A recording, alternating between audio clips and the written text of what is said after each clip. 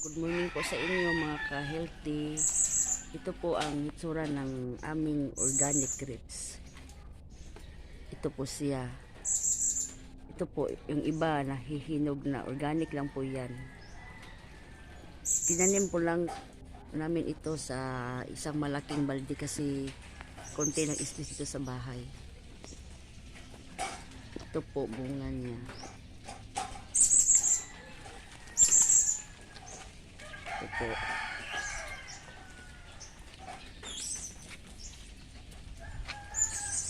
Ito po. Dito po nakatanim ang aming grapes sa isang malaking balde. Ito po itsura ng balde. At saka may katabi po siyang sili. At ito po katabi niya cherry po siya. Yung prutas po na nakikita natin sa tudis, yung mixed fruit. Ito po itsura ng cherry plant. Pero temporary lang po ito kasi itatransfer lang namin. Hindi po advisable na ang grapes sa isang lalagyan ay maraming katabing mga tanim kasi yung hindi po advisable kasi yung nutrients mahati sila. Ito naman po ay siya lang ang temporary lang po ito. Itatransfer lang na namin. Ito po itsura niya. Grapes on apat.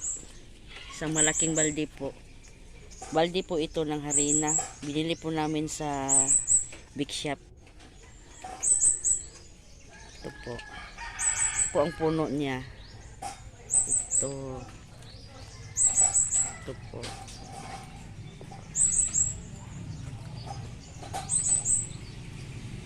Ito po. Bunga niya. Yan po bunga niya. Bakod po yan ang kapitbahay namin. Yan po. At tuturuan ko po kayo kung paano itanim ang organic grapes before i-transplant finally sa balde. Ganito ang pagkatanim niya from cuttings. Ito po ang cuttings ng grapes. Galing ito sa dito na plant niya. Mother plant po ito. Ito po ay cuttings. Kinat lang namin pagkapuron. Yung cuttings ay galing po sa isa sa mga dito. Yung nag-prune kami, ito po yung magiging cuttings. Pwede po yung itanim kapag nag-prune. Pero sa ngayon, dito po advisable ang mag-prune kasi may bunga siya. Hello po, mga ka-healthy. Ganito po ang pagtatanim ng cuttings. Ito po, disposable cups lang. Lagyan, temporary lang po yan. Papaugatin natin. Ganito po ang pagtatanim ng cuttings. Diyan lang po.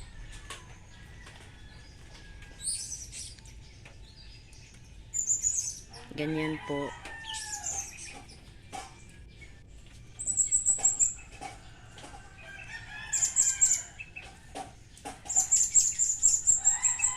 Ganyan po ang itsura niya, pagtatanim ng cuttings. Ibaon lang po maigi sa disposable cups at itabi natin sa lilim yung hindi na araw at hindi na uulanan kasi papaugatin pa namin. Medyo sensitive siya. Diyan lang po natin ilagay temporary hanggat mag-ugat siya. At ito po ang itsura niya after 1 month. May dahon na po siya at may ugat. Ganito po ang itsura ng grapes na tinanim natin galing sa cuttings. May kunti na po siyang ugat at kunting bunga. I mean dahon. Yan po. At after 2 months, medyo malalaki na po siya. Hello po. Ito na po ang itsura ng grapes na tinanim natin from cuttings. After 2 months, medyo malalaki na po yung dahon niya. 2 or 2.5 months po. Ito pong itsura. Ito po. May ugat na po siya. Indication na po na buhay na po yung tinanim nating organic grapes. At pwede na po siyang itanim natin sa, kung may bakante tayong lupa, pwede sa lupa, or pwede nating itanim dito. Kagaya nito. Madali lang po ang pang-transplant. Madali lang po pang-transplant nito. Ito po. Ito po ang itsura niya from 2 months to 2.5 months na nanim natin na cuttings, lagay natin dito sa malaking balde kasi walang space dito kami sa bahay, medyo maliit lang space at di pa masyadong healthy ang lupa. Ito na pong itsura niya after 8 months to 1 year.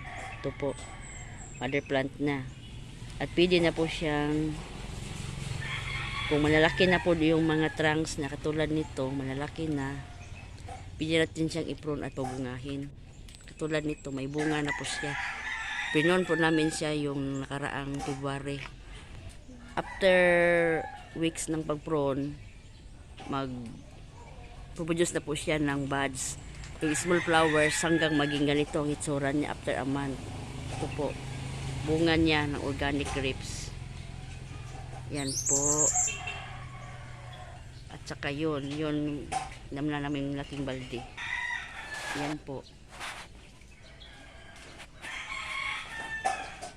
Yan po ang itsura ng bunga niya. Ito ay puno namin last February at mga first week sa March nag-blooms na po siya hanggang ganito kalaki, mga 2 months and a half.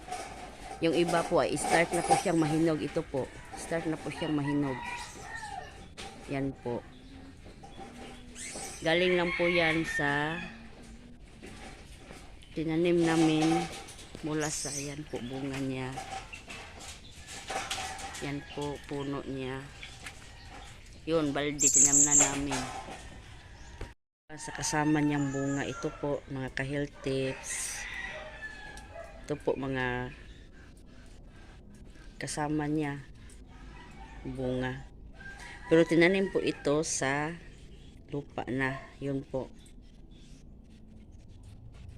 Kasi may kunti kaming bakanting lupa dito sa aming likod bahay. Pero liit lang ang space. Bakod. Yan po, bakod ng kapitbahay. At ito lang po ang kunti naming lupa. Yan po. Ito po ay puno ng isang mas tamis na grapes, yung red cardinal. Isang table grapes na masarap kainin. Matamis. Yan po, puno niya. Ayan po. Yan po bunga niya. 2 months. Yan. Medyo malapit na po yung mahinog. Yan po.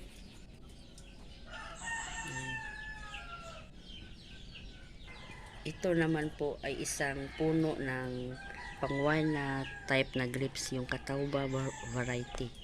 Dalawa po kasing variety ang tinanim namin dito sa munti naming likod bahay. Ito, Catawba. Yun po, isa red cardinal. Masarap na kasi grapes, table grapes. Yun po, red cardinal. Samantalang ito, medyo maasim na grapes, Catawba variety. Ito po ay ginagawa ng wine. Yan po. Catawba po yan. Yun po ang bunga ng Catawba yan. Sa medyo malapitan, yan po ang bunga niya at dahon niya. Yan po. Yan po ang bunga ng Catawba variety. Yan. Medyo malilim na po ito dahil sa mga dahon niya umusbong na. Ayan po, bunga niya. Yan. Organic lang po itong mga ka-health tips. Yan po, tanggalin po natin kasi dahon niya. Ito po, kukunin po natin yung dahon na laya. Yan bunga niya. Ito rin bunga niya. Red cardinal po ito, matamis na klase yung pong bunga. Samantalang yun, yan po yung pang-wine na klase na grapes. Yan po ang Catawba na variety. Catawba variety po ito. Yun po ang pang-wine na klase na grapes kasi medyo maasim siya. Yan po. Ito po ang table grapes, red cardinal variety. Yan po ang matamis na klase. Yan, dahon niya. Bago lang po ako. Bago lang po ako dito sa YouTube. Pasensya na po sa video ko kasi di pa po masyadong marunong. Yan po. Yan bunga niya. Wala po halong chemical ito. Puro po organic itong tanim namang grapes. Kaya healthy pong kainin. At saka yung dahon nito, ginagawa naming tea, green tea. Nilagay namin sa tasa at lagyan ng mainit na tubig at iniinom na parang kape. Kasi maraming health benefits ang dahon nito. Yan po. Organic po kasi ito. Kaya safe na kainin. Pati ang dahon. Lahat po, walang masasayang. From dahon, ginaganawa namin tea, yung prutas niya, bunga, kinakain namin kapag hinog na. At saka ito. Ito po ang ginagamit na pantanim kapag mag-prune tayo. Ito po ang cuttings. Ginagawa po itong cuttings na pantanim para maging isang magandang grapes na po ulit na plant. Pero sa ngayon, hindi pa po advisable na magkakat tayo ng cuttings kasi na bunga pa. Yan po. Hope na marami kayong natutunan nito sa munting vlog ko. God bless po. Take care always. Salamat sa pagbisita. Please don't forget to like, comment, and subscribe.